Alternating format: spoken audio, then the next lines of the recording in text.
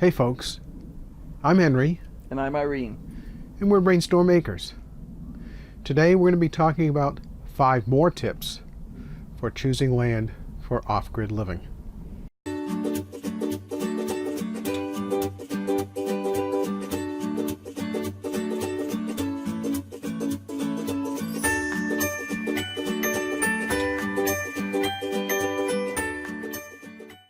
Our friends Jim and Jessica from Green Dream Project recently did a video about 5 things to think about when you're buying land. So we thought it would be interesting for people to see some of the social aspects of buying land for a homestead, especially for an off-grid homestead. Okay, number 1 on our list. What is the religious makeup of your community? Well, what's important about that is you don't want to go into an area where you're going to feel uncomfortable. So for example, if you go into a town that has one specific predominant religion and you're not that religion, you're not going to have a good time. Yeah, some groups can be extremely unfriendly, and you have 2 choices: convert or leave. And that's just not a nice situation to be placed in. Right. So that was actually one of the first questions we had for our realtor when we looked around. Some areas are very open and lots of different religions, and it's not a problem. And other places you will be actively persecuted if you are not the right group. Second thing on our list: what is the size of your closest town? Well, that doesn't seem to be very important at first look, but it's really important, especially if your town is based on a specific industry. In our case, our closest town was about 6.5 miles away, which is close enough, but the town was dominated by flagstone quarries. Mm-hmm. And when the flagstone industry started drying up in 2008, the town dried up. Right. We hadn't been into town for a couple of days because we don't go in every day. And we went in, and honest to God, it looked like a sci-fi picture. There were no cars on the street. The apartment complexes were all empty. It looked like they had evacuated the place and forgot to tell us. And we found out that there were only 2 out of the, was it 5 originally? 7 quarries that were still open. And everybody else was on minimum staff. So that means that a very significant part of our population literally picked up, threw their stuff in the cars, and left. Now, the important thing about that is when you have a small population and you have a massive upheaval like happened then, people leave and it really changes the social makeup of the community. And I'm talking about the larger community, not the homestead community. Right. A lot of people tend to think in terms of the homestead community, but you need to be thinking about who your actual neighbors are.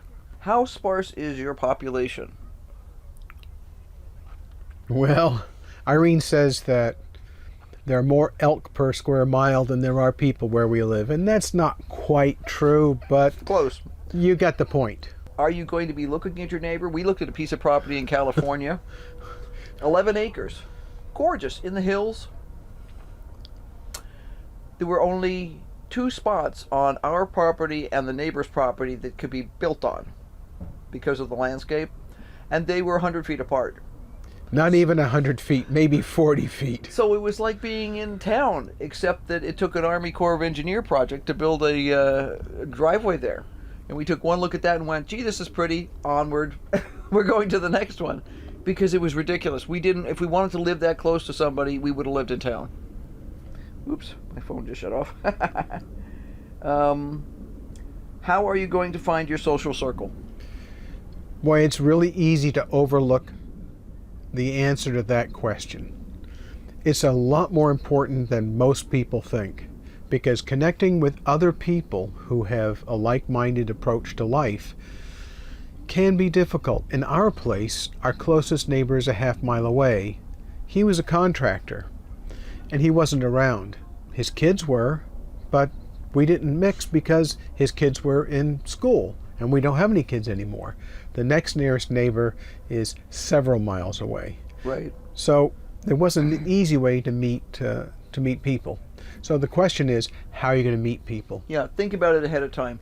You know, some people in our area well, the predominant way I say that you join the veterans groups, or you join the churches, or you join some other organization. That's fine if you're into those things. If you're not a veteran, if you're not, a churchgoer, then what are you going to do? We joined the Landowners Association, and we did meet some people, but our area has gone a significant population change, actually mostly for the better. And Right. the interesting thing in small towns is it's easy to have a loose-knit group of friends explode. Yeah.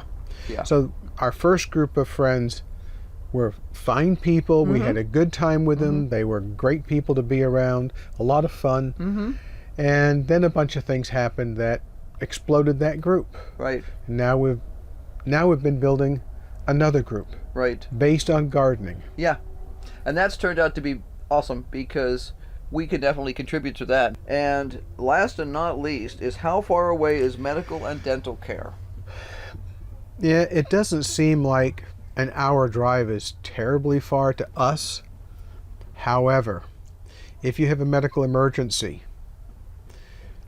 where are you going to go? Right. How long is it going to take you? And will your insurance cover it? You need to make sure you're covered, because if you can't drive and your spouse can't drive, or there's an accident or something like that, how are you going to cover it? The primary reason that people go into bankruptcy in the United States right now is medical bills. Well, we hope that this has been informative for you. That's some new things to think about. You may have noticed that we're not talking just about the land and how you buy land per se. We're talking about other things that go around the land. It's what makes life really fun. So you really need to give some of these things some thought. And there's plenty more to think about. I mean, there's tons to think about. Talk about it with whoever's going to be homesteading with you, or living off-grid. In our case, homesteading and living off-grid has a lot of issues that go along with it. But we're having fun doing it, mostly. Sometimes we're not having fun. That's part of life. Well, heck, if you could live in suburbia and not be having fun. We know somebody whose air conditioner died this week, and it's going to be 2 or 3 days before they can get their air conditioner fixed. That's not fun when you live someplace really hot. And he lives in a really hot place. Right. Anyway, thanks for watching. Please like and subscribe to our channel if you like what you see here. Yep. And we'll see you next time. Bye.